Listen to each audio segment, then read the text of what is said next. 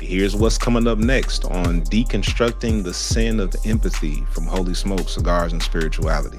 Empathy isn't about saving yourself. And when you read the room and you're checking people's temperature, this person is lying and this person is stressed, and what do I need to do to calm the room down? Baby, that ain't empathy. That's a survival tactic. That was Pamela deep in her therapist bag for this episode. Pamela comes to this space as a mental health professional and not a theologian. So when we have conversations that really hone in on the connection between therapy and theology, her voice is centered in those conversations, and this one will be no different. The sad part is that we even need to have a conversation about the outlandish idea that empathy is a sin, but here we are having a conversation because that's the messaging coming out of Christian nationalist camps. And we're here to deconstruct it before it takes root in some of your local congregations. Heaven forbid it's not already taking root. If you want to watch the entire 3-hour recording we did on this topic, it is available exclusively in our Patreon. You can either subscribe to one of our paid tiers, or you can just purchase it a la carte from our Patreon shop. Also available in our Patreon account is an episode we recently recorded called Can Christians Be Humanist? With our special guest, D. Daniel Thomas, aka the Unfit Christian. You can also catch in Patreon a Christian conversations I did called Is Christianity the White Man's Religion? If you're wondering, my short answer to that question is yes and no. You'll have to watch it on Patreon right now to get the full context. The link is in the show notes. All right, let's deconstruct the sin of empathy. I'm joined not only by Pamela, but also by Rich Auntie, Autumn Clay. So you know what to do. Pull up a chair, light a stick if you want, and pour a dram if you please, as we deconstruct harmful theology and build beloved community one cigar at a time. Let's get to it. Okay, we are back deconstructing harmful theology and building beloved community. I got my ladies with me on tonight. My old lady, Pamela, aka NFL. I got my homie Rich Auntie, who just celebrated a birthday yesterday. It's your birthday. It's your birthday. Bad bitch contest. You in first place. Hey, what I do and what I do it for. Yay. Hey. Yeah. Oh, we went and did karaoke last night. Oh, and a time was had. Do you hear me?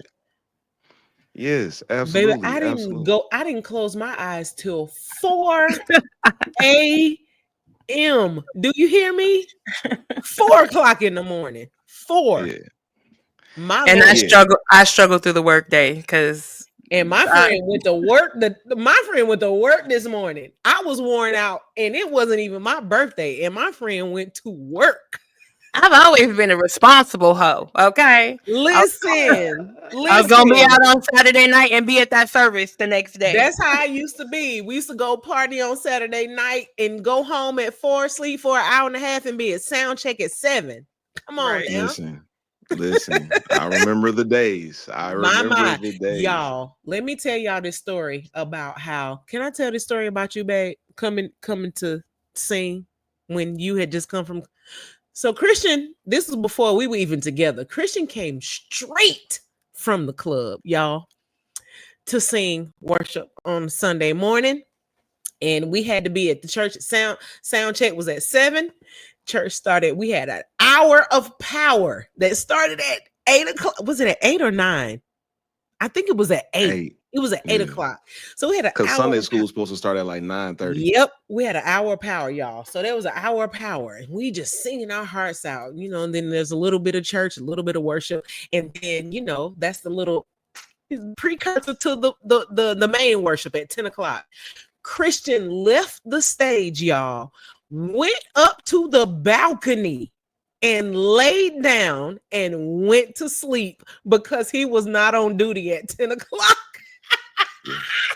Yes, it was like, I'm gonna go up here and take me a nap. There's nobody up here, so I'm gonna go up here and go to sleep. Yes, I did. And I'm not ashamed of it. I am not ashamed of it. Okay. Those are the days, man. I'm too old for that now. I need to go to sleep. Yesterday was a real long day, and today I did most of my work from the bed. Most of it I did from the bed. Yo, we are talking about deconstructing the sin of empathy, which is just such a wild concept. And part one of this recording was a doozy, wasn't it? We were here for like an hour and 45 minutes on part one of this episode. Amen. We talked a little bit about, you know, how our perspective on sin has changed. Things we used to believe were a sin, now we don't believe that anymore. That was real interesting. And we had a few praise breaks while we talked about some other church announcements. And then, of course, the thing that took up a lot of the time, Jackie Hill Perry.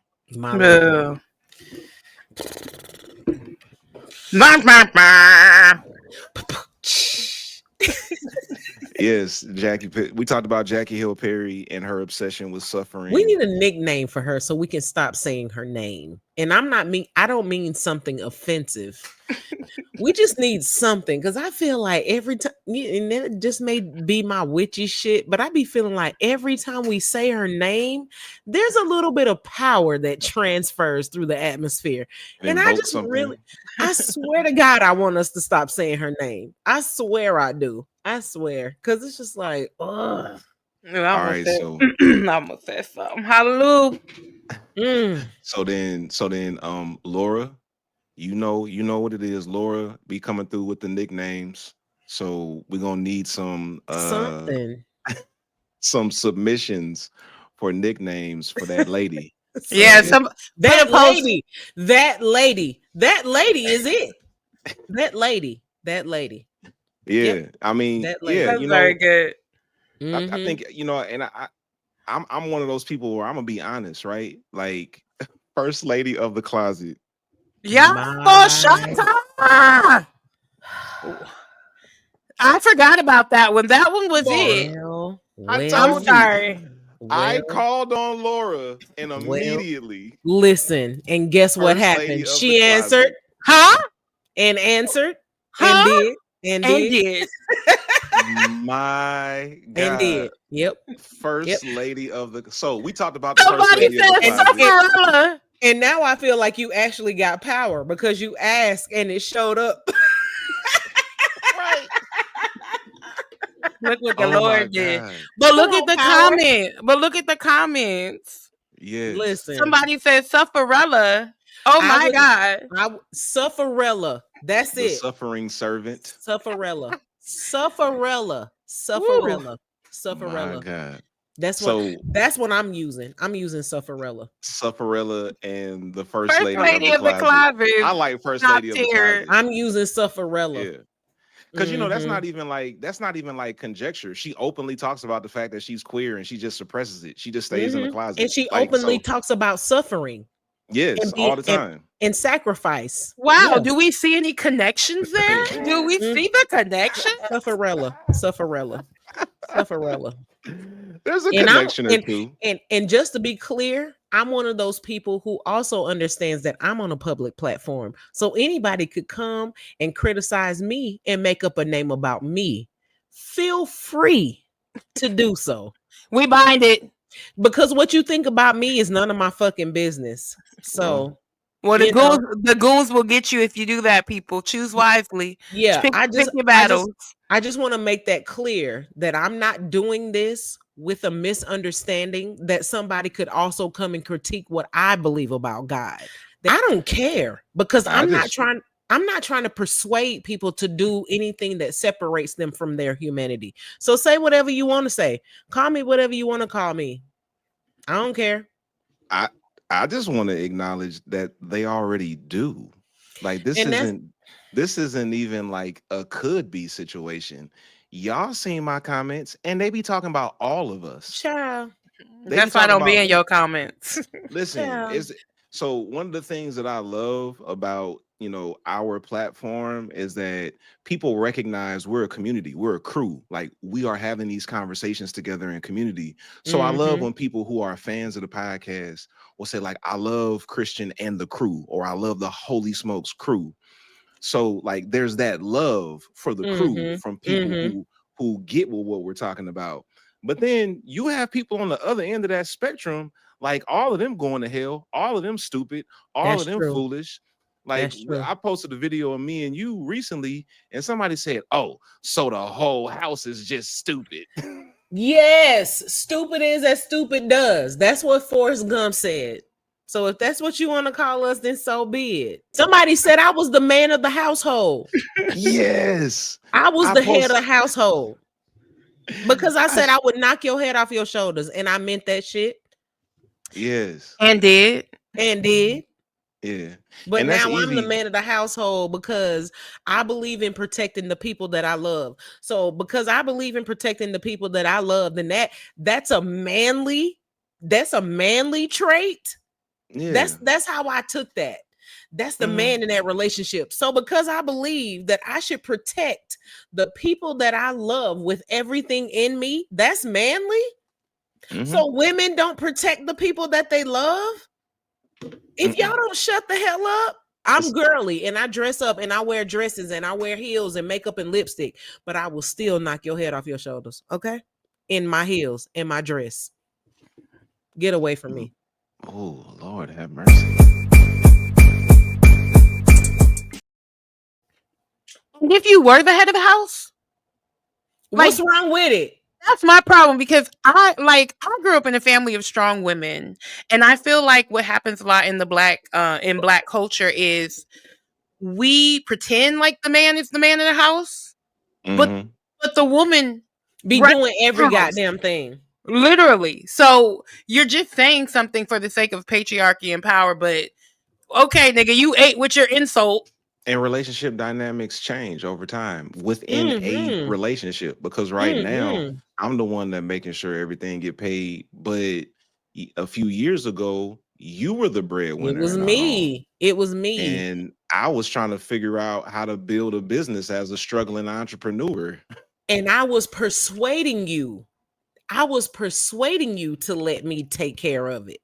Mhm. I was telling you, no, let me take care of it. Yeah. So if you want to catch part 1 of this recording, subscribe to Patreon. It's in there. We don't release half of the content that we record in Patreon. Like, so what we share with the general public is probably like a quarter of what we do in Patreon. And if you subscribe there, you can help us to sustain this ministry and sustain this work because we don't get, big benefactors with billions of dollars or millions of dollars because, we too disruptive and they don't like that too much. So we need the people who we serve to support us. So y'all go over here and check out Patreon. The link is in the show notes. Let's get to it. Rich Auntie is going to hit us with the one rule real quick, and then we're going to move forward from there. All right, y'all. What it do? Rich Auntie reporting for duty. I love introducing the run rule. We know that this is our North Star. And the rule is that we honor each other's lived experiences. So we don't uplift theories over real life lived experiences, what people have actually lived. We could talk about it. We could healthy debate about it. We could intellectualize about it, but be kind outside in these streets. Amen. And that actually comes from the greatest commandment theology, which was coined by our illustrious Bishop TikTok and all the other names that Laura has designed for him, which we love. Come on, growth. But it basically says that your love for God is displayed through how you love your neighbor. And that is an extension of how you love yourself. My favorite preaching word. Therefore, you cannot fully love God. Okay, don't it do something to you? Wait a minute. You cannot fully love God if you do not love your neighbor, and baby, you cannot fully love your neighbor if you don't love yourself. So we got to start loving ourselves so that we can treat other people right, as that little hymn we used to sing goes. And that's found in Matthew 22:34-40. If you need some Bible, but as I love to point out, it is a theory that is present in very many philosophical and religious practices that we all need to get behind. Amen, saints. Amen, amen, and amen again.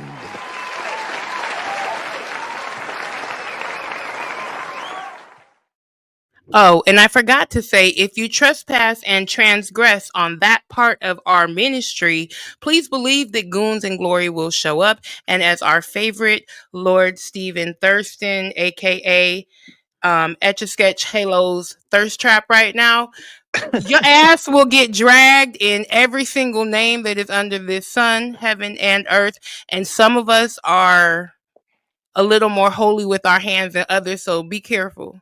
Better be careful. We got some wild ones around here.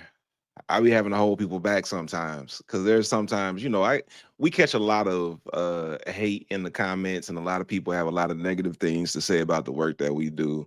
And sometimes I share stuff internally in the ecosystem just to, let people know, like, look at what these folk out here are saying. And there's always a couple of people. The first one that comes to mind is Seth. Every time I post anything, Seth be in the comments, send me the link.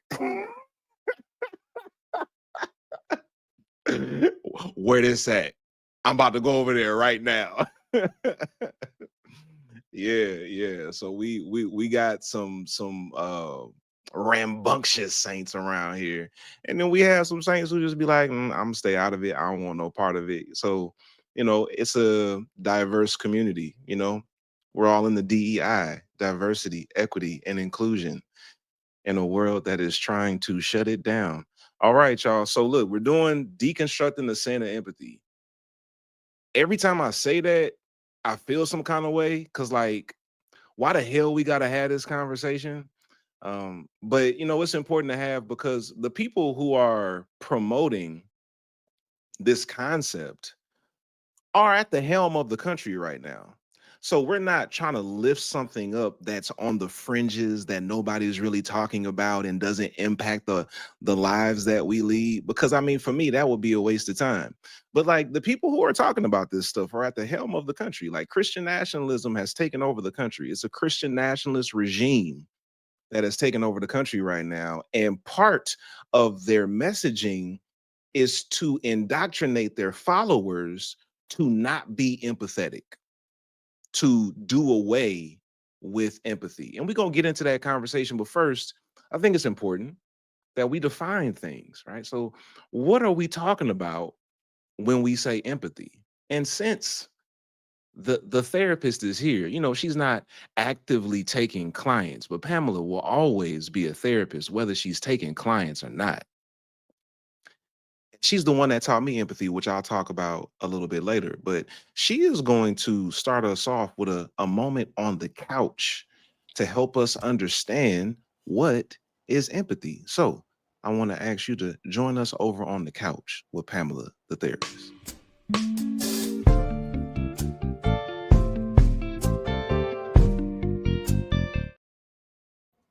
I love how cheerful and happy and excited I look in that clip that introduces me. Yeah, I am here to discuss empathy. What is empathy? Is it toxic? Is it sinful? Y'all, let me tell you something. Never in my life did I think that we would have to have a discussion on whether empathy is necessary. Um, and so because of that, I have my notes. And I'm not gonna pretend like I don't have notes because I'm at that age where I need to write shit down. So if you at that age with me, pull out your notebooks, pull out your pens, pull out your voice recorder, whatever it is you need to pull out, because we got some stuff we need to talk about. Okay. First of all, let me define empathy. Empathy is the ability to understand what people are experiencing and experiencing from their point of view. So that means you tap into people, you're paying attention to people. I feel like this is necessary. It's a necessary skill that we all need. We all need to be able to tap in and understand not only what we're feeling, but what the person that we're interacting with may be feeling, what they may be dealing with. Okay. So there are three types of empathy that I want to talk about. The first type of empathy that I want to talk about is effective. Effective empathy is the ability to understand someone else's emotions and respond appropriately. So if my friend comes to me and says, for example, I lost my job today you know, my boss has always been calling me on the carpet and I don't know why. And then, excuse me, today she fired me. The appropriate response to that is like, oh my God, friend, I'm so sorry. I'm so sorry. Is there anything that I can do to support you? That's effective empathy. You tap into where your person is and you offer what you can to support them in that moment. And then there's somatic empathy. This empathy involves having a physical reaction to what someone is feeling, having a physical reaction. And I honestly want to say that when people talk about being empathetic, I think this is the one that they lean on without knowing it. They say, oh, I can feel what other people are feeling. You know, I can tune into what other people are feeling. And sometimes you really can't. It's just, you know, it's just a byproduct of what it is that they're feeling, and it makes you feel something.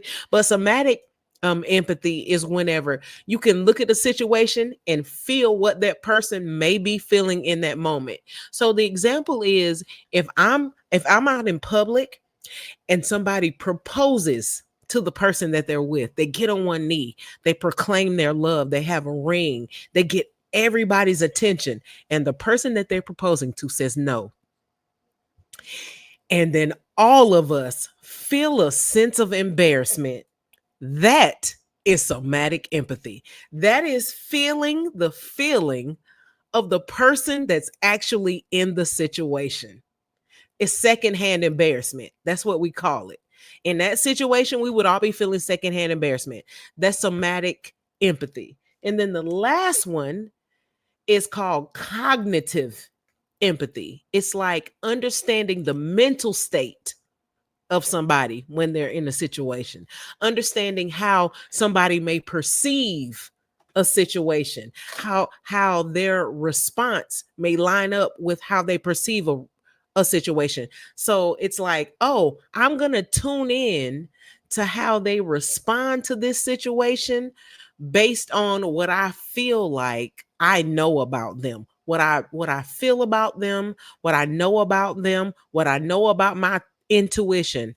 I can tap into somebody's mental state. So it's like so I think about Lorena Bobbitt.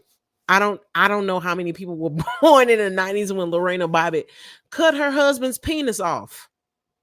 He was abusive. Physically, verbally, emotionally abusive. And when that man went to sleep, she cut that man's penis off.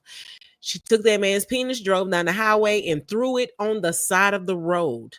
Now, as I'm extreme as that, currently I'm currently feeling somatic empathy right now.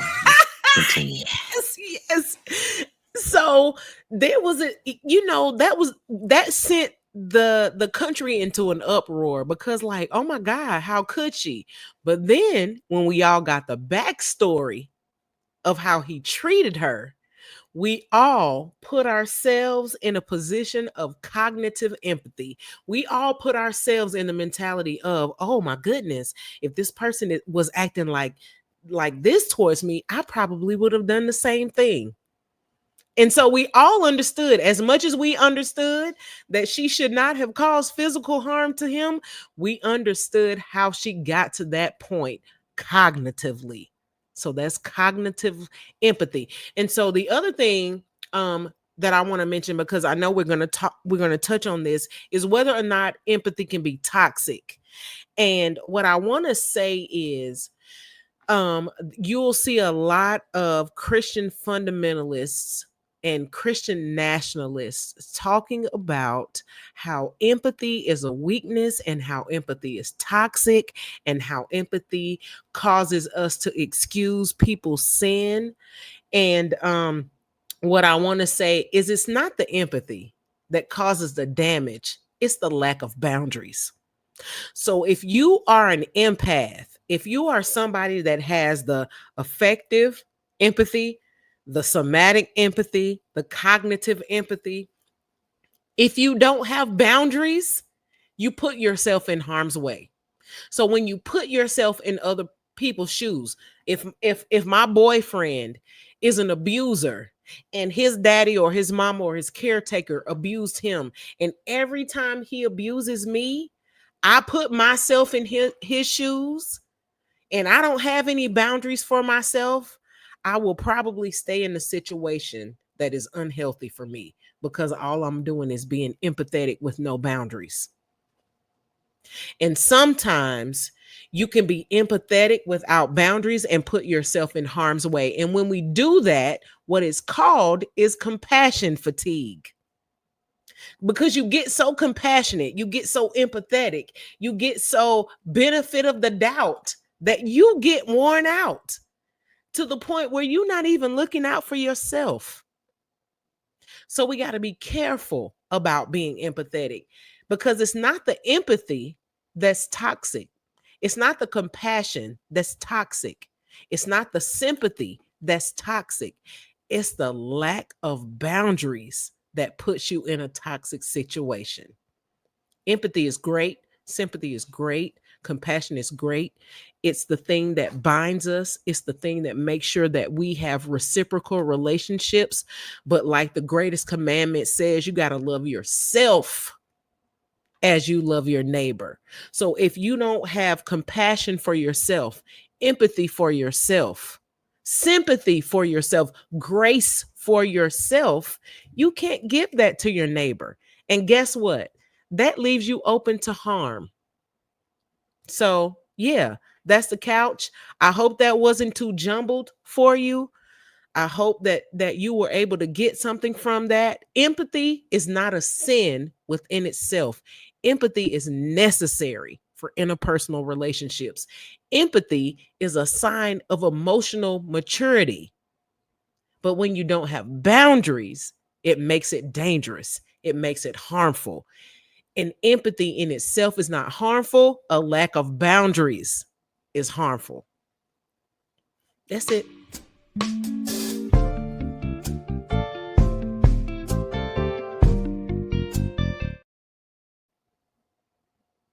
The enemy thought he had me, but Jesus said I am his, and he is mine.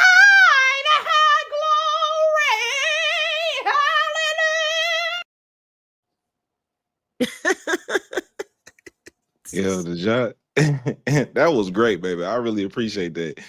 Did y'all see the other one from her that somebody posted in the ecosystem when she was like, y'all, I got on the scale this morning and I looked down at that number. I said, oh my I need God, somebody to tag the me in it. I armor of the missed. Lord is heavy. I think I missed it. I need somebody to tag me. That junk is hilarious. Yo, that was really helpful for real. Very, very. Yeah. Cause I experience secondhand embarrassment. That's a real thing. Frequently, like when preachers fail, oh God, I experience secondhand embarrassment. Like, ooh, just sit down. Don't say anything else. This is uncomfortable to watch. Please. Like, for real. So I totally get it. Like, it helped connect to some of my experiences, which I will get into in a second. Yeah, absolutely. Rich Auntie, was there anything that you wanted to say from the couch before we move forward? I just want to say that was so good. I know you just said that, but that's your wife. I'm gonna tell my friend she did so good. Absolutely. And I just feel like I had so many thoughts, but what you said about toxic empathy, I think that the reality of using definitions to say what words mean, because I feel like that's one thing that Christian nationalists are doing a lot now and getting kind of good at, is like taking words that we use in deconstructing spaces or that are meaningful in the way of Christ, and they make it an ugly thing or they make it a sinful thing. And because they have the larger group of numbers right now, that narrative begins to frame everything about the conversation. So as much as we assume like people know what empathy is, some people don't. And this conversation is going to help them understand and be able to differentiate. I think it's very important that you gave us those 3 definitions, because I definitely get the somatic. Like, I've always been anxious energy, and I know a lot of it was anxiety now. It wasn't the Holy Spirit. It wasn't feeling somebody else. But I also think just because I do care about other people, and because I was so people focused, because I was completely focused on everybody else and not myself, it made me very easily be able to feel what they were going through. And it was really a defense mechanism because, like, I talk to my parents about this because I like them to have a warning of things that I might say or that may come up as we talk. And I remember my mom was a teacher at my school, went to a Christian school. So we were always with our mom. We're driving home from work. We get to the house.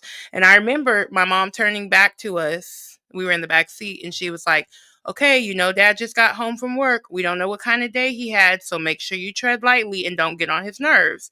And my dad was not abusive, but I know that he had emotional deficits. And we knew, okay, dad had a bad day. You might catch a stray and get a punishment for something that really didn't happen. Right.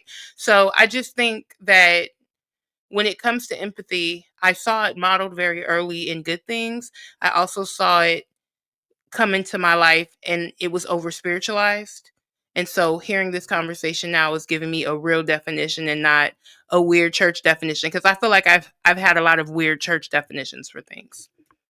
Absolutely. Weird church definitions usually aren't definitions at all. Usually it's just like, well, you know, the Bible says, and you be like, yeah, but like, what does that mean? And then they be like, I mean, it means what it means. I saw some people in the comments that wanted to know what boundaries are and the difference between boundaries and control. So boundaries are guidelines and proximities that you put in place as an individual to protect your mental, your spiritual, your emotional, and your physical health. So whatever you decide that you don't want to participate in is called a boundary. The boundary isn't about the other person. It's about you. The boundary is about what protects me, what keeps me safe, what holds me to my moral compass, what holds me to the standards that I set for myself. That's a boundary. When it turns into you creating things to control the way other people respond to you, that's not a boundary. That's an act of control. That's manipulation. When you do stuff because you want a certain reaction from people, that's not a boundary. That's you trying to establish control over them. Whenever you put things in place, when you put guidelines in place that where you're telling somebody else how to act, that's controlled. Boundaries are about how you're going to act. Boundaries are about how I'm going to respond. Boundaries are about what I'm not going to tolerate. It's not about what I'm telling you to do. I ain't telling you to do shit. I'm telling you what I'm not going to participate in. That's a boundary. That's the difference between creating a boundary and pushing control. Pushing control means I'm trying to tell you what to do. The boundary is me saying what I'm not going to participate in.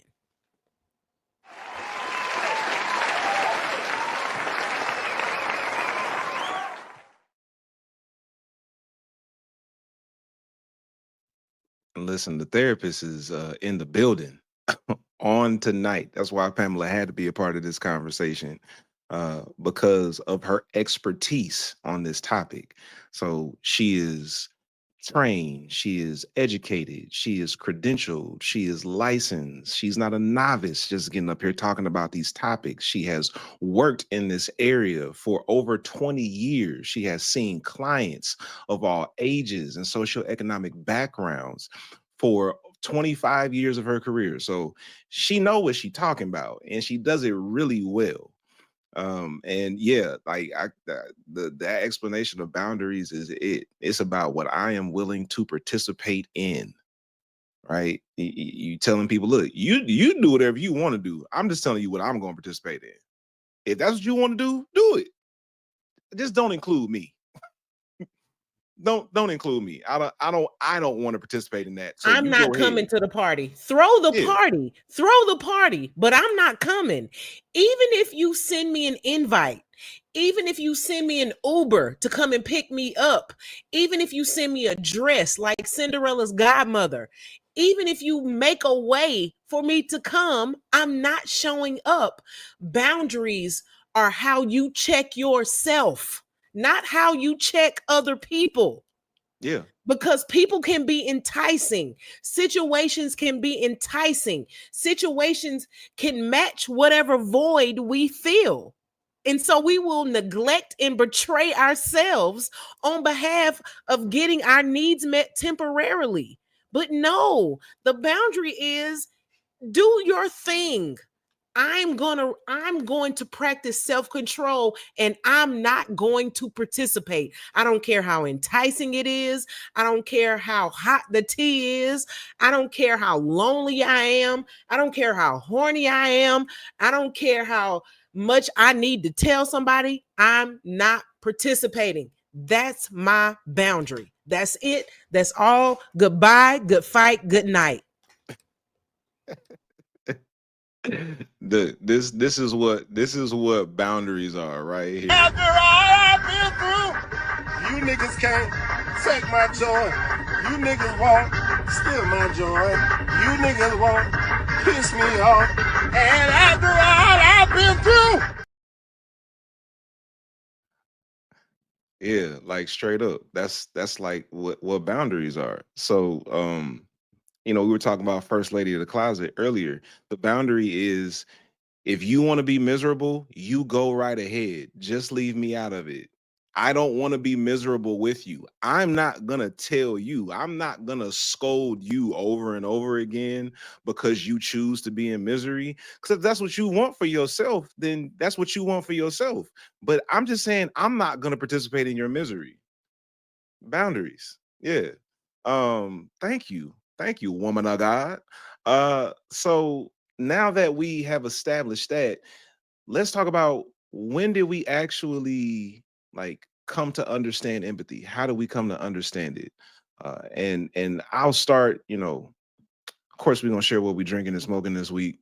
I'm Kristian, the host, the heretic, and I'm having the rest of my Macallan 12. So this is the bottle kill. I've just ended the bottle of Macallan 12, so we'll figure out what comes next. And tonight I'm burning some incense. I got this Arabian oud. All right, so that's what we're doing tonight. And I actually learned empathy as a concept from Pamela. When I got married to her, she started to explain to me how empathy functions. And it was very important, because without empathy, the faith community wouldn't exist as it does. I could not be the pastor that I am without empathy. Because I'm wired kind of different. You know what I'm saying? Like I'm a very logical thinker. Like for me, I start with logic and I back into my emotions. Or like some people start with the emotion and back into the logic. I immediately like go to logic, and Pamela kind of helped me understand that, so that I could better connect to other people's emotions. And one of the ways that she helped me with that was the effective empathy, where something happens to somebody and then you say sorry to them, even though you didn't cause that thing to happen. Y'all, that was a struggle for me. Like, cause I'm like, what the hell am I saying sorry for? I ain't do shit. That's how it was. Like, why I gotta say sorry? Like, you had a bad day. Now I gotta be sorry. But she helped me understand, like, yo, it you're doing it not because you did something, but because it makes the other first person feel better, right? So your empathy says, I'm sorry that you're having such a bad day. Not I'm sorry because I caused your bad day. I'm just like, I'm sorry to hear that. And it took me a while to get used to that, because that's not how I think. But over time, yeah, I just say it now. Just, I'm sorry. I'm sorry to hear that, babe. Oh my God. Like I just said, and I'll be serious. I mean, don't get me wrong. But it was a challenge. And what it did for me was to help me understand that everything that I do doesn't have to make logical sense to me, based on the impact I want to have on the person I'm in relationship with. Like if it's going to help them feel better and it's not like going against my morals or making me step out of who I am in a way that is contradictory to my humanity, like why can't I make the adjustment? If it genuinely makes you feel better to hear me say, I'm sorry that happened, then it's just an adjustment that I make. And it has actually paid off great dividends. Cause like I see the relief on her face and I hear it in her voice every time I say it. And now it's like, dang, that was easy. All I had to say was I'm sorry. And like, she's like, oh, thanks, babe. I'm And it like, means a lot because you mean it. Because yeah, there's a certain level of support and feeling heard that I'm sorry says. yeah, I'm sorry doesn't necessarily say I did something. Sometimes I'm sorry says I heard you, I hear you, I feel you. I'm sorry. Like saying I'm sorry is an expression of empathy. yeah, If I can be real, you may not have done shit. It may not be your fault, but I'm sorry is an expression of empathy. And there's so much relief that comes on the other end of that when you let the other person know that you heard them, that they're heard, that their feelings are valid. There's so much tied up in that phrase of I'm sorry. I yeah. heard you. I feel you. Your feelings are valid. I'm not dismissing you. There's a lot tied up in that. And it sounds really simple to a lot of people. And a lot of people take it really personal, but there's so much to be said in that. There's so much soothing over and smoothing over and fixing that you can do with just acknowledging that you hear the other person. Yeah. That's It's that's really a it. it's really a easy It's easy easy. fix. It's an It's easy easy. response. So And it's like when easy if somebody you is mean it. You need to mean it though. You don't need to say it just to get past the moment. When right, you say I'm sorry for whatever, you need to mean it, even if you don't understand the situation. Because empathy means I'm trying to understand the position you're in. yeah. So if I'm trying to understand the position you're in, I'm working on that. And it ain't A- fake. Me trying And to get past the situation. for me, the empathy was understanding, even though I don't need somebody to tell me they're sorry when like I express something, because that's not something that I actually need, right? But it's not about what I need. Empathy acknowledges what would help the other person, what will be Mhm. beneficial to them, even if it's not necessarily what I would need for them to do with me. Mhm. Mhm. So if you've ever experienced that for me, if you've ever, had a bad day and you posted about it in the ecosystem and I said, I'm really sorry to hear that. You have Pamela to thank for that, because before Pamela, I wouldn't have said that shit. I'd have been like, tighten up, nigga. Exactly. Jesus the Christ. Jesus Hezekiah Jamal Christ. He'd have been like, the fuck you Nigga, stressing about? I mean, And I would you be in think the that was a background hard thing? saying, "Yeah, you can't say that to people. You Yeah, can't say that. That's yeah, not gonna work. That's how you feel. right. Mm-mm. Yeah, it's for real. It's It's not for real. everybody's emotional makeup." It's for real. Rich Auntie, what about you? Like, how did you come to understand or get acquainted with empathy? Um, I think I've always been acquainted with empathy. I think very young, I definitely experienced somatic empathy, but I feel like my mother is a saint. I'm sure everybody felt that way, but my mom really was like a SEL, which stands for social emotional learning. She was like a SEL parent before it was cute.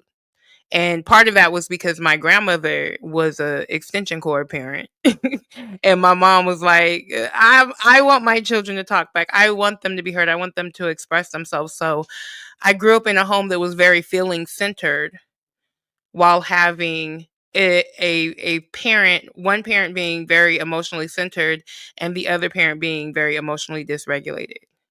So it was always you put yourself in your dad's shoes, put yourself in your grandma's shoes, like that was the response to And I don't think that's necessarily the best thing, but it is how I learned it. Like, I don't think that's the best thing because I became people feeling centered. So I would walk into the situation trying to assess what other people were feeling so that I can govern myself and my anxiety.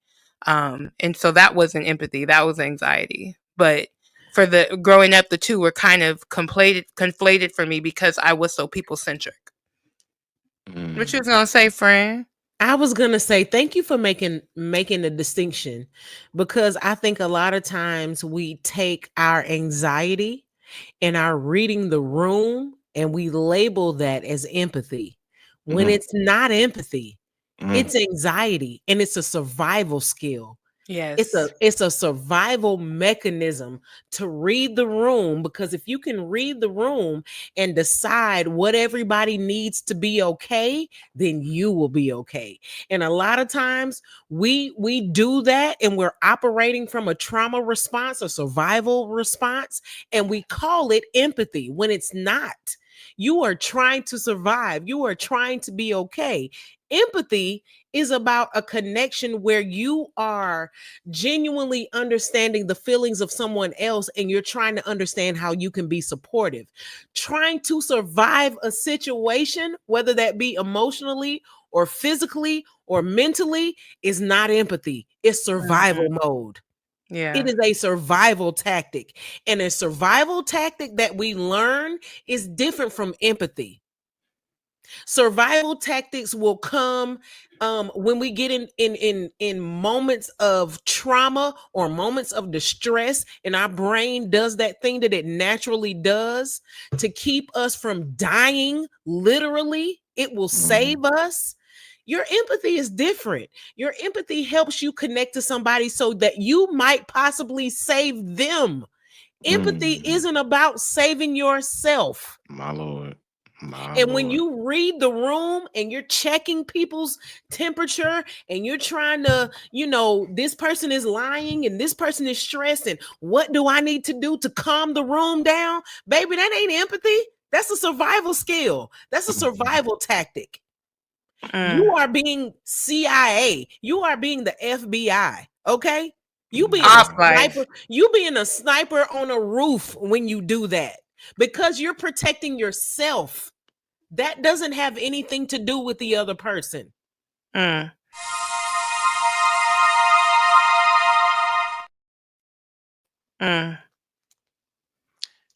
You talking good. You talking good, Merit.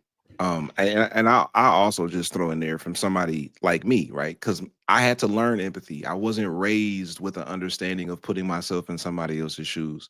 So in my communication with people, empathy has taught me to consider, how do I want what I'm saying to be received by the other person? What is my desired outcome of this exchange? So, do I want to say it just to say it and then they got to deal with it however they deal with it? Or do I really want them to understand what I'm saying? And when I understand who the person is that I'm dealing with, I alter the way that I deliver the information based on the way that I want the outcome based on the outcome that I desire. I want them to understand me. So I may soften my tone. I may soften my words. I may find ways to say it that, while I might be comfortable with just straight talk, don't do that, that was some bullshit, stop. With somebody else, I'm going to communicate the same message, but I'm going to say it in a way that they will be able to receive it, because I'm not just thinking about how would I like it if somebody said it to me, but how will they receive it and how can I present it in a way that they'll be willing to receive it. That's a lot of work. I have to do that a whole lot, but it's so worth it. Like it makes my relationship so much more healthy, but it's a lot of work when your brain is wired like mine. Like in my relationship with Pamela, there have been times where we're talking and I know what I have in my head is not gonna work in this. It's not gonna go over well. Like I could say it and I'll be right. Like it's not that I'm wrong. It's just that if I say this, the way it has formulated in my head, while I would be like technically correct, that's not how it's going to be received by her, because I understand how she is wired emotionally. So I want to say it in a way that she'll be able to receive it. So I be spending a lot of time like, you know what? Let me think about this and I'm gonna get And back come to you, back. 'cause I don't know what to say right now. And can I also say that that's a sign of emotional maturity? Empathy is a sign of emotional maturity. Anytime you pause and take a moment to put yourself in somebody else's position, anytime you take a moment to think about how you would feel if that happened to you, that is a sign of emotional maturity, because the opposite of that emotional maturity is bullying. God damn it. Yeah. Anytime you are talking over somebody, commanding that they feel the way you feel or think the way you think, you are bullying them.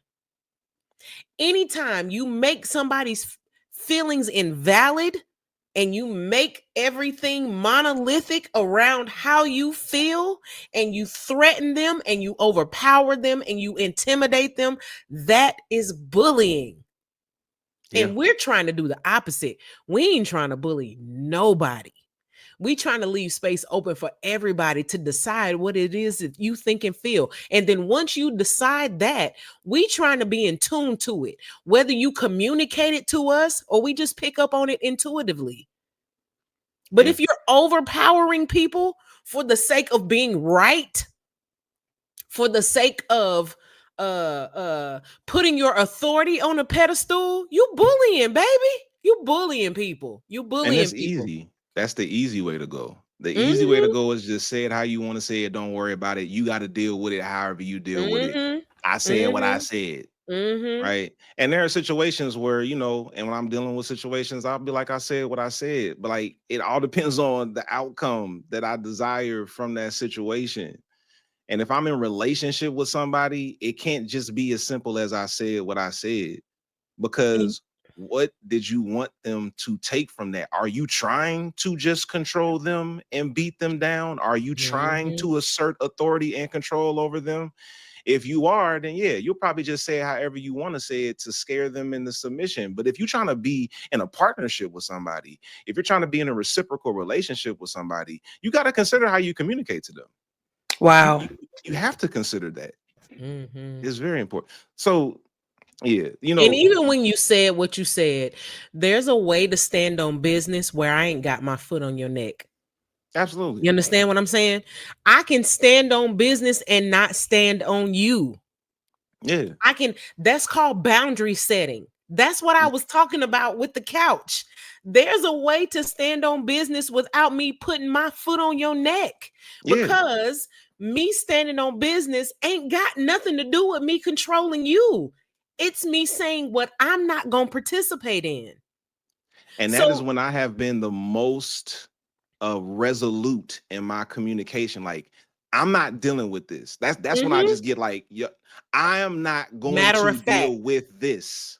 Okay. Now you can work that out however you need to work. I am not going to expose myself to this any further. Whatever you want to do with what I said, whatever you want to do with the line that I drew, whatever you want to do with the boundary that I presented, you can do whatever you want to do with that. But this is where I stand. That's what a boundary is. That's the difference between a boundary and control. Because people who are trying to exert control will say, you need to treat me this way. You said this, so you need to do this. And you need to, baby, this ain't about you. We both grown. I'ma control me. And you can do whatever you want to do. I'ma hold my boundaries. So regardless of whatever you do, regardless of whatever you say, regardless of how you circle the block, the boundary still stands, because that's for me. That's for me. Yep. Oh yes. Oh yes. So you know, understanding empathy is the beginning of this conversation, right? So obviously we've been talking about it from a positive outlook because of how important it is to healthy relationships. All right. Now let's move on to understand how Christian nationalism and Christian fundamentalism and right wing authoritarians want to redefine empathy as a sin. And we're going to do it in this segment of Reaching for the stars.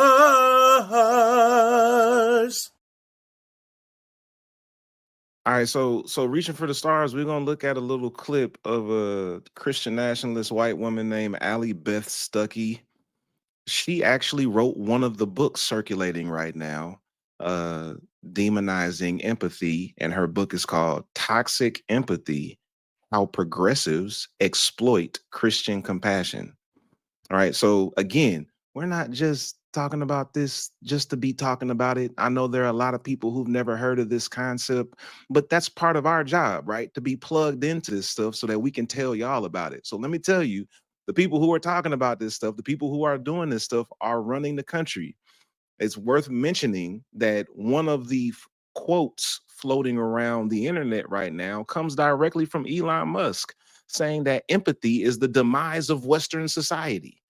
So this is not some fringe conversation. This is happening in real time at the highest levels of power in this country. So here's Allie Beth Stuckey on some podcast talking about toxic empathy for reaching for the stars. And then we gonna break this down a little bit. All right, here we go.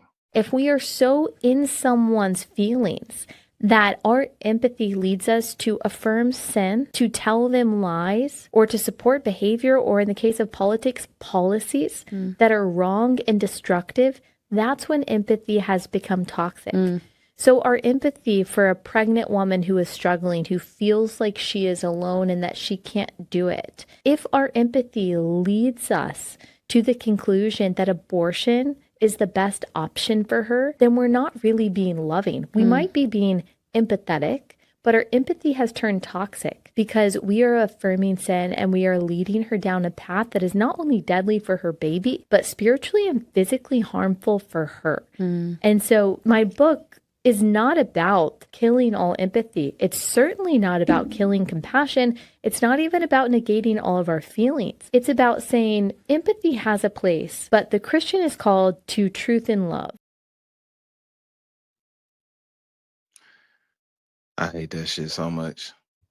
I just want to know how you are explaining how you, when you present that example of a woman who terminates a pregnancy, how do you explain what she's feeling? How do you explain how she feel? How are you explaining this, ma'am? You don't get to explain for me what works for me. It's like a man explaining something that involves you don't get to explain to me what works for me. You don't get to explain my mentality when I do something that works. You don't get to explain how I came to that decision.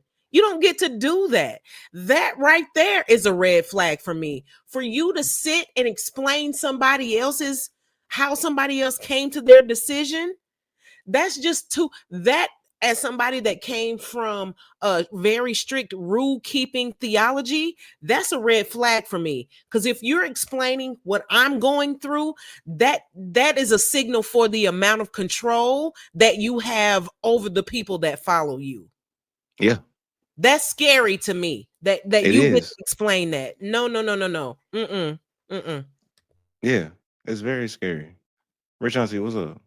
I was gonna say, I spent some time in like white charismatic evangelical spaces, in my 20s and 30s. And I remember late 20s, early 30s. I remember that was one of the places where I really began deconstruction because the conversations that we were having, which is this conversation around toxic empathy, was really an attempt to justify dehumanization. Yes. It was never about, they always, I remember I talk about this all the time. I was a part of I really love prayer.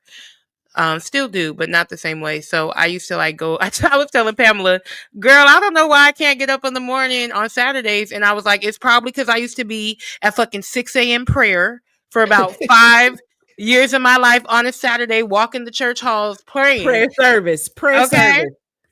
And so in that group, I met I got involved with other young adults who were in these spaces, and I got invited to a Bound for Life rally. And Bound for Life is where you put this red tape on your mouth that says life, and you pray this weird, I already told you, weird witchcraft prayer over there, and you pray for God to end abortion. And they feel like all of those prayers have been answered with this legislation without acknowledging that this is Christian nationalism doing exactly what they have plotted and planned to do. This is not a move of God. This is not supernatural. This is not holy. It's a war against God, the God of the Bible, love, justice, walk humbly, do mercy. It's a complete complete opposite of what that means. Y'all not getting me. It's the complete opposite of that. And so they've co-opted Jesus's message with this white supremacist Christ that is the God of genocide, the God of terrorism, the God of hell on earth. So I'm very bothered because I also feel like, to the white women in our congregation, this is not against you. Please don't be offended. But I don't think that white women historically understand the danger that they put the world in, because as a woman, you're getting on this podcast mic with your soft, sweet voice and literally telling us to buy into ideas that will harm other people. You're setting us up to do what happened in Nazi Germany. It's like so obvious, and we're just asleep. Go ahead, Pamela. I just want to say that I want white women to be offended. I want y'all asses to be offended, because sometimes the offense is what makes us check ourselves. And I understand where you're coming from, friend, where you don't want anybody to feel bad. You don't want anybody to take on that burden. But sometimes we need to be offended. We need to be disturbed, because being disturbed is what will make us question ourselves. It will make us question what we believe. It will make us question what we follow. I need white women to be disturbed. I need them to. I need their asses to itch. I need their armpits to itch. I need their skin to crawl. I need them to get goosebumps. I need their hair to fall out. All of that shit. I need white women to understand, in whatever way that the divine provides, the same amount of the stress that we experience. I need y'all asses to be stressed out, because for whatever reason, y'all keep voting against yourselves, talking against yourselves, showing up and supporting people that are against your body and your humanity. So, in my opinion, you're not offended enough, bitch. Yeah, the proximity. I need you to be offended. The proximity to power is more enticing. Yes. Yes. And there is a lack of a compassion that works. What is it? Vertically? Is vertically this way? Horizontally. There's a lack of compassion that happens horizontally, because I also believe that there's a difference in the way that white women are trained to survive and the way that black women are trained to survive. I believe that white women's survival is attached to men, and black women's survival is attached to self. And so that also puts you in a position to not give a fuck about nobody else. If you are looking for somebody to take care of you, you don't know the plight of other people. But me, as a black woman that took care of herself from the age of 18, I ain't got time to be looking down on nobody. I'm holding space for everybody, because bitch, we trying to figure out how we gonna eat, pay the rent, put gas in it, all of that stuff. And I believe when you attach yourself to somebody else to take care of you, you don't have to be compassionate. You don't have to be empathetic. But when you're struggling and you're figuring it out, either for you or yourself or your family, you don't have a choice but to be empathetic, because you have to consider everybody else. But when you're born into a privilege, into a certain class, into a certain privilege, you don't have to consider nobody. You don't. Yeah. You don't. Ho! Adalobo kosha. The kosha ta. To be atuda da basika to ho. Toda da tuta babasika toho. I love him. Me. Not y'all practicing. So for me, this whole toxic empathy, sin of empathy, I think about it as a theologian. All right. Somebody who has developed a theological framework for my own life. I didn't develop greatest commandment theology so that I could necessarily share it with everybody else. I started with just trying to come up with something that worked for me.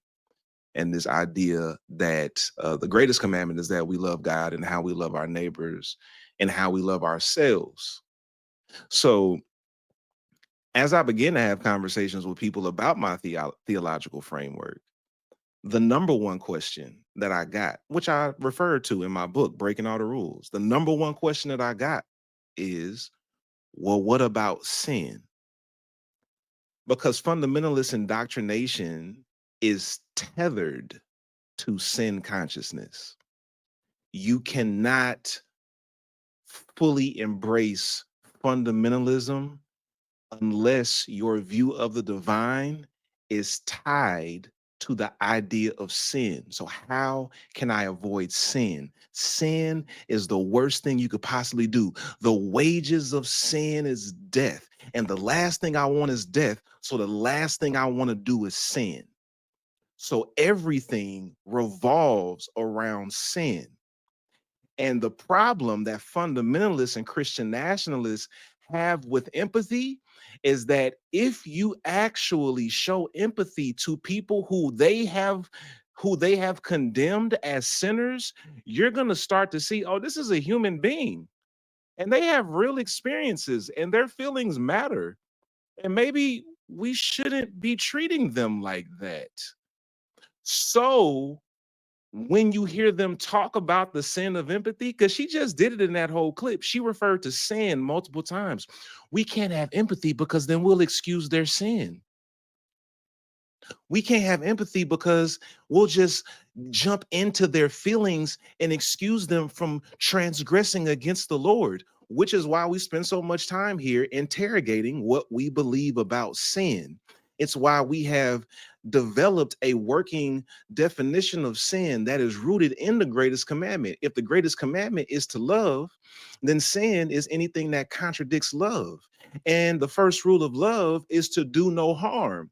So when we approach sin from the perspective of do no harm, it is a complete 180 from how fundamentalists taught us to understand sin. Because in the fundamentalist understanding of sin, harm is not a consideration at all.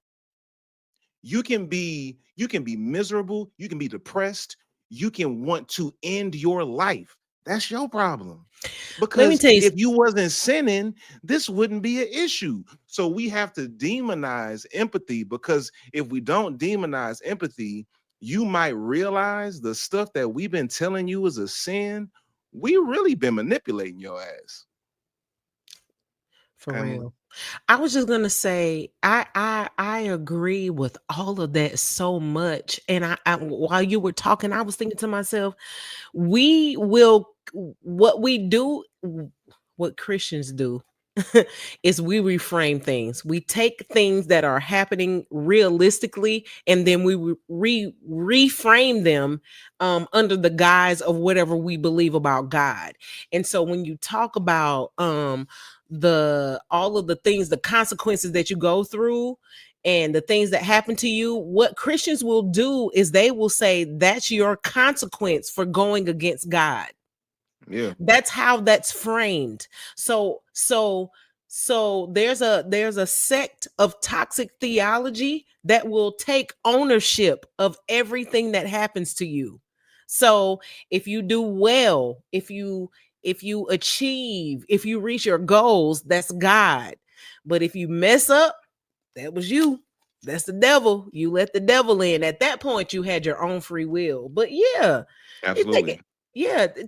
taking advantage and taking ownership of everything.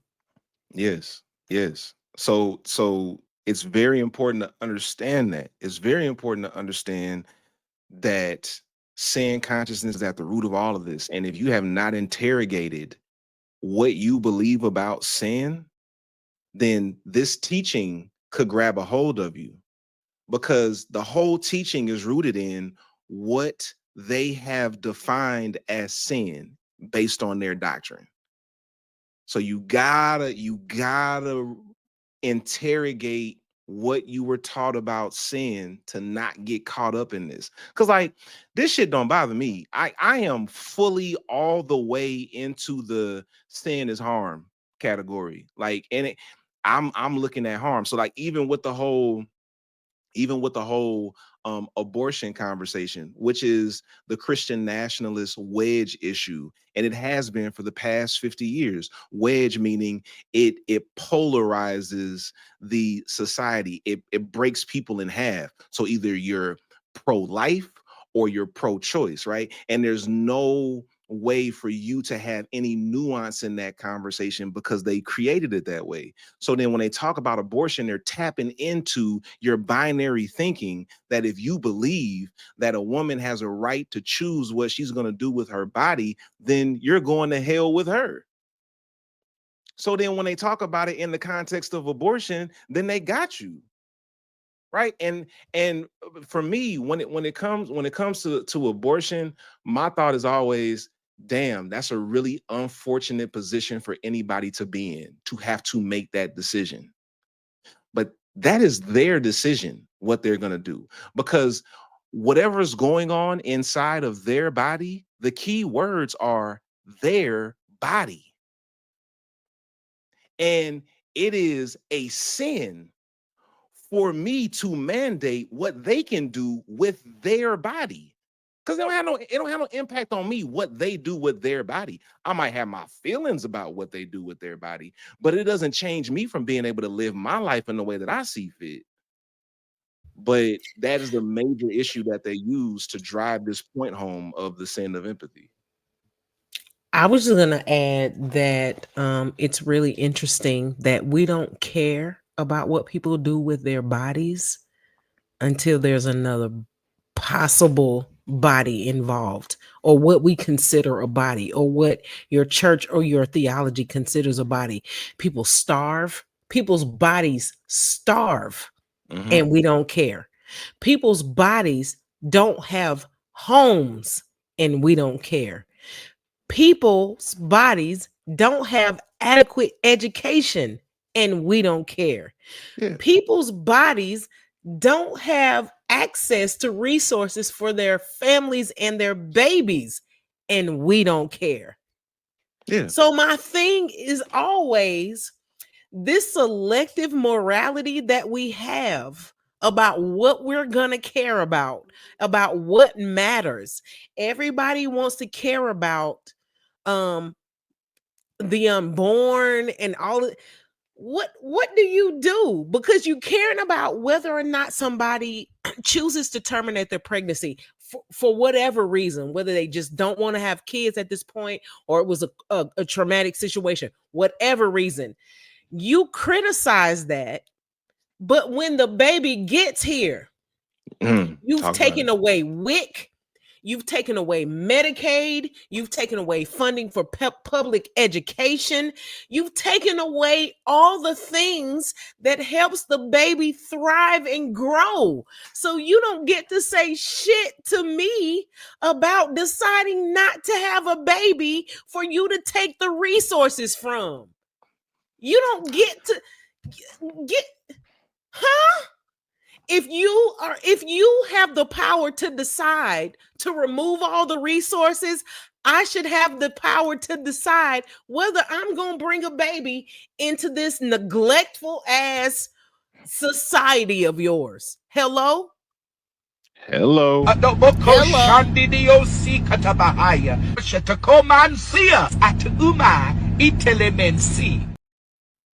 J-Man lights. I'm just saying. We all got decisions to make. If you want to remove public education funding, if you want to remove WIC, if you want to remove Medicaid and all of that shit, then don't tell me I got to have my baby. kiss the pink part of my ass, okay?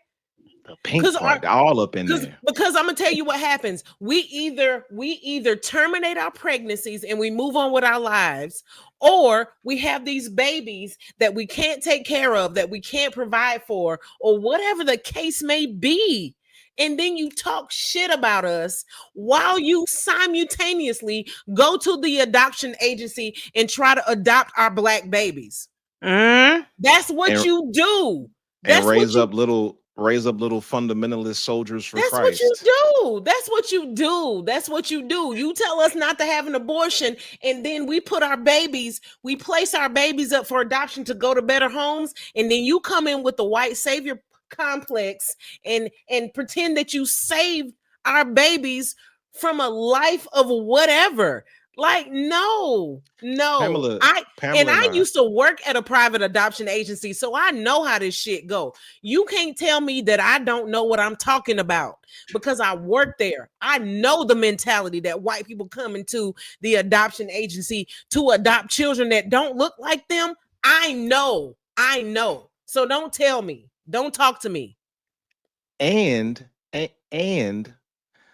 we started an adoption process for ourselves prior to the pandemic, and we were in like this adoption training preliminary stuff with other people who were adopting, and there was this like really rigid Christian couple that was asking some of the wildest questions because they were talking about like, allow the child to engage in what is culturally germane to them, and let them engage in spaces that are culturally appropriate. And these white folks said, so like, do we have to go with them? Or let me tell you, I What? know exactly what you're talking about. This particular couple said, so if the child has a traditional religion that's to them, that's specifically for them, can we just drop them off at whatever church they go to?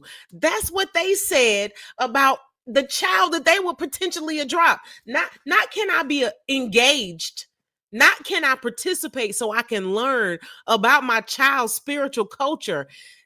They particularly said, okay, that's cool with me, but can I drop them off? Can I drop them off at church? Can I drop them off with their family? Can I drop them off with the cultural? Really support that. Because I don't really want to engage. I actually want to indoctrinate them into my understanding. I want to assimilate them to be white. Yes. Yep. That shit is real. Like, we've seen that firsthand. That's not some shit we just made up. Right. I was gonna say the comment that you just made, Kristian, that was talking about raising fundamentalist Christian soldiers. Yeah. That stood out to me so bad because this whole time I've just been thinking about like in terms of autonomy, when you grow up in a high control religion, or which can also then become you grow up in a high control home, you don't have the power to make boundaries. You don't have the power to make choices. Everything is told to you. Everything, you're force fed what to believe. So when you get of age to make these decisions, you go with your indoctrination until you have like those cognitive dissonant moments. But at the end of the day, all of it is geared and targeted towards that heteronormative umbrella that we see, which is husband, church God, husband, wife, child. And the only person under the umbrella that has the ability to hear from God or enact anything is the husband. Everyone else is just a minor character. Yeah. So the struggle for me in terms of this toxic empathy trend is, especially for women, I'm concerned about women who fall into this mindset that somehow dehumanizing others is okay. And it goes back to that conversation we were having earlier about power adjacency and how you could align with something that is completely against your best interest because that's what you've been indoctrinated to believe. So no, you don't think you're gonna get harmed. I'm a good nigga. I'ma live.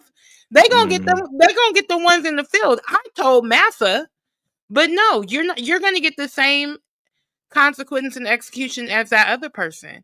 And the dehumanization aspect is such a big deal to me because it's writing on the wall for what we will say to justify harming someone else.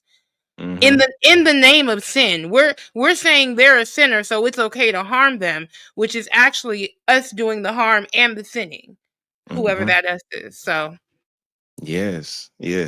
All right. So Allie, Beth, Stucky, whatever your name is, we want you to know that you are Reaching for the stars.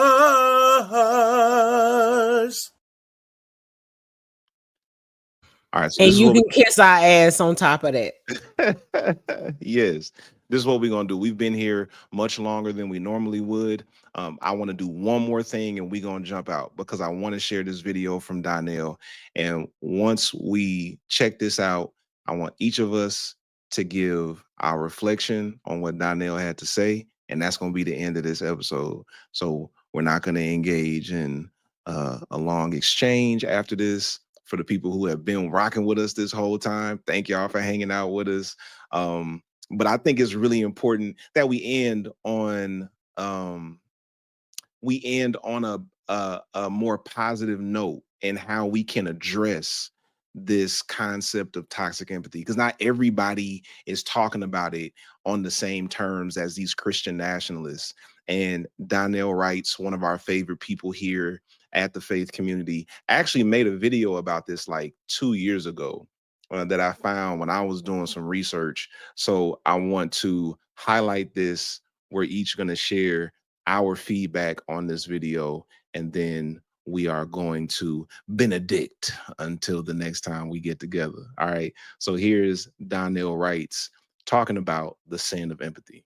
Yes, there was actually an article written by Dr. Joe Rigney. He's the president and professor of theology at Bethlehem College and Seminary, and the article is called The Enticing Sin of Empathy, How Satan Corrupts Through Compassion. He argues that empathy can be a negative force in our lives by making us prioritize the feelings of the sufferers over God's truth. He wants you to use wisdom and discernment with your empathy, and make sure Satan isn't using empathy to get you to lose sight of God's moral standards just because you feel bad for the sufferer. If for some reason you don't think this is absurd, if you think, well, yeah, we have to put our empathy aside to love suffering people well, I want to ask you 2 questions with this fact in mind. Theology, Western theology, has always been tethered to power. Nearly everything that has been done in this country, from colonialism to chattel slavery to indigenous genocide, has been connected to a theological stance, meaning that some claim was made about God's role in all these atrocities. And the Christian God is still being invoked as these rigid and oppressive modern laws are coming to pass. So whenever power is at play in theology, which it most often is, it would be in our best interest to ask these questions. Who does it benefit, and who does it harm? So who does it benefit for the president of a seminary to teach people that exercising empathy for the suffering can be an enticing sin? That you should ignore your inclinations towards empathy, compassion, and understanding and prioritize God's truth? It benefits those in power. It benefits those who have the power to decide what they believe God's truth to be, who wield that power in society, in government, and in the academy. Those who decide whose rights and whose struggles we have to ignore in order to prioritize God's truth. And the irony is that one of his seminary's core values is concern for the oppressed. Which brings me to the second question. Who does it harm? Who does it harm when we're told to turn off our empathy for those who are suffering? When we're taught that Satan can use empathy against us? Does it not harm the suffering?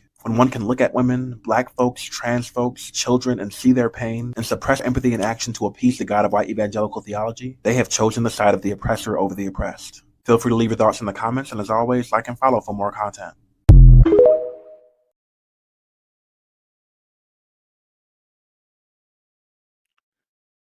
And that is why we love Donnell around here. We got to give that man a hand clap of praise.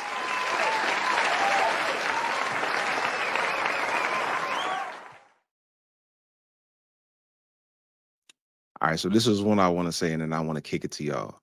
Again, I want to point out the theological grounding for this sin of empathy thing, right? So that article that he was referring to in the video was written in 2019.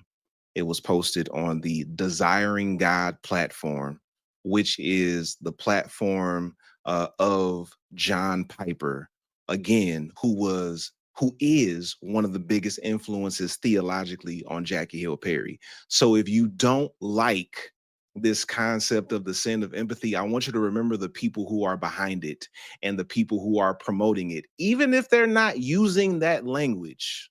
Even if they're not using that language, they're promoting it. But again, the theological framework, you have to first believe that there is something inherently wrong with your humanity. Right? So when you believe that there is something inherently wrong with your humanity, I call that filthy rag theology, then you believe Expressions of your humanity are sinful. So your natural sexual urges are sinful. Your natural sexual attractions, unless you are strictly heterosexual, your natural sexual attractions are sinful. When you are convinced that that stuff is sinful, it is inevitable that you will suffer because you are trying to suppress who you are as a human being. And when you suppress who you are as a human being, suffering awaits you on the other side of that. Suffering awaits you while you live in that. So the sin of empathy, as they write about it, the people who are promoting this, they are referring to people who are suffering. You don't want to empathize with the sufferers, the people who are suffering because they are suppressing their own humanity. So again, it goes all the way back to, what do you believe about yourself? You have to interrogate what you believe about yourself. Because if you stop believing that you're inherently wrong, you'll stop suppressing who you are as a person, and it will reduce the amount of suffering that you experience. Because, like Myron said a few episodes ago, there's some suffering that just happens in life, but then there's some suffering that we choose. And what we're saying is there's no need to choose suffering for the sake of the gospel. There's no need to suffer well. Get out of suffering as quickly as you possibly can. There's no need. So that's what I want to say in reference to the whole the sin of empathy, empathizing with suffering people. If you are the person that's suffering, I want you to consider, did you choose the suffering? Is it something that is beyond your control, or is it something that you can change? And oftentimes what you need to change is your mind, because that's where the revolution begins. When Gil Scott Heron said the revolution will not be televised, he was saying it won't be televised because it happens in your head. That's where the revolution starts, in the way you think. Be ye not conformed to this world, but be ye transformed by the renewing of your mind. You got to change the way you think about yourself and about God. And fundamentalist Christianity is not going to assist you in doing that. They want you to think that something is inherently wrong with you. All right, that's all I'm going to say on that. I want to know what y'all got to say. What's up? I was just gonna say that I think that deconstruction is a part of renewing of the mind. I Yes. honestly do, because whenever we have advances in humanity and in society, we make adjustments.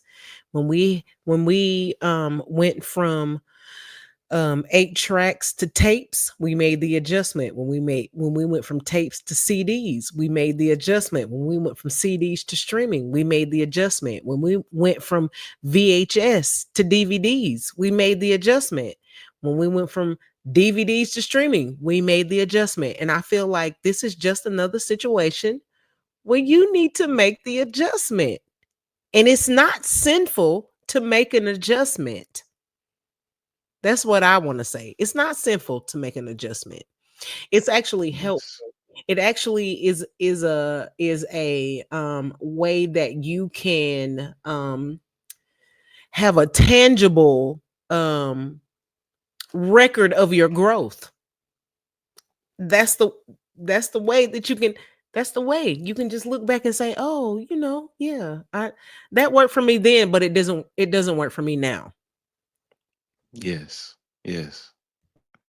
Rich Auntie, what you think? I agree with both of the points you made. I love that you continue to draw us back to where the money goes and where the theological underpinnings are, because that's important. And for me, I mean, I would just continue to challenge everyone, under the sound of our voice, to do your own research, to plug in these topics, because there is a book, there's a lot of commentary about these books that's pushing back. But the reality is that there are a lot of people who are not pushing back. There are a lot of people who don't know to push back. And having these conversations in your micro communities and in your world is helpful, because all we got is each other. It's very scary to live in a world where compassion and empathy is labeled sin. Like, if Jesus were here, he would be chief among us. And it's concerning to see people on the far right side politicize Jesus and completely rewrite who the hell he was for their own power and gain. And I just say woe unto them, baby, because it's doctrines of devils and it's hell, and they're going to be hell. But we have the opportunity to, speak the truth to power and be our own revolution every day. So I just want to say, you can't have beloved community without empathy. You can't honor everyone's lived experiences if you don't have empathy. So there is no way to live out the gospel. There is no way to follow the way of Jesus.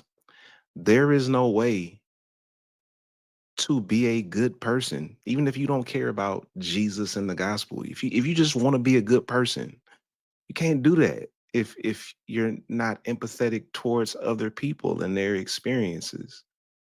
So I just want us to remember that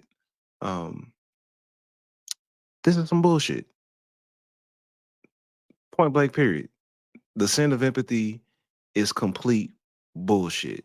On a motherfucking stick. So, we're going to be here next time, deconstructing harmful theology and building beloved community, one cigar at a time. Peace out. Peace and blue magic hair grease. Have you ever been to a HBCU homecoming?